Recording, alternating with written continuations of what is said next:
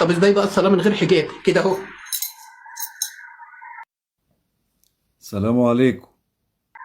كده اهو. تعرفي الصلاة ولا ما تعرفيهاش؟ ولا اعلمها لك؟ الصلاة اللي هي كده؟ عارفها انا. مالها بقى حضرتك بتصلي من غير حجاب؟ حرام. انت اللي هتحرمي وتحللي، اهي دخلت بدل ربنا.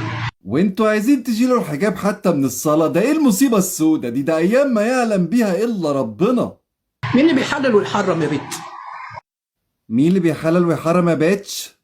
حضرتك ايه كمية البلاستيك اللي انت حطاها في شعرك دي؟ يا رحاب، مين اللي بيحلل ويحرم؟ بس عشان انتوا اتعودتوا من ناس بني ادمين اشخاص عاديه انهم يحللوا ويحرموا. ناس بني ادمين اشخاص عادية؟ عايزين نفتكر الجملة دي.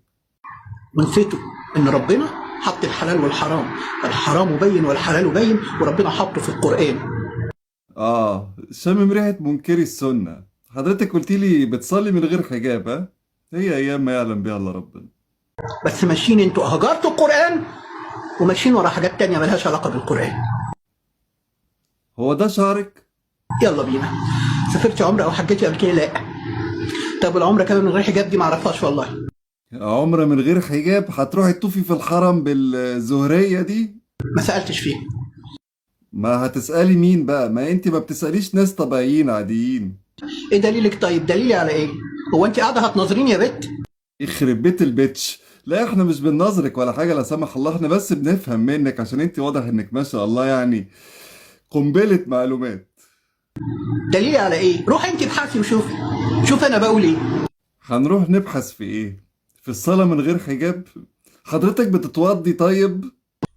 نفهم وجهة نظرك، ماليش وجهة نظر. روحي شوفي وشوفي اساتذة الباحثين الفقه اللي هم اساتذة الفقه، فقهاء اسمهم فقهاء. الباحثين الاسلاميين، وبيعرفوا هم بيقولوا ايه.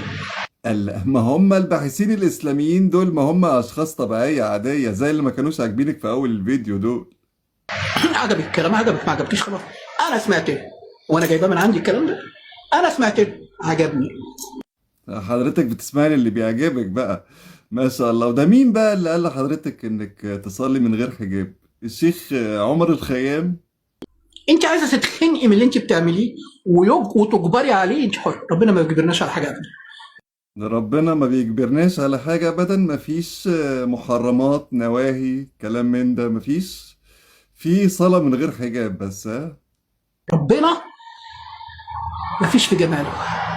ربنا مفيش في جماله. طيب أنا استأذن أنا بقى.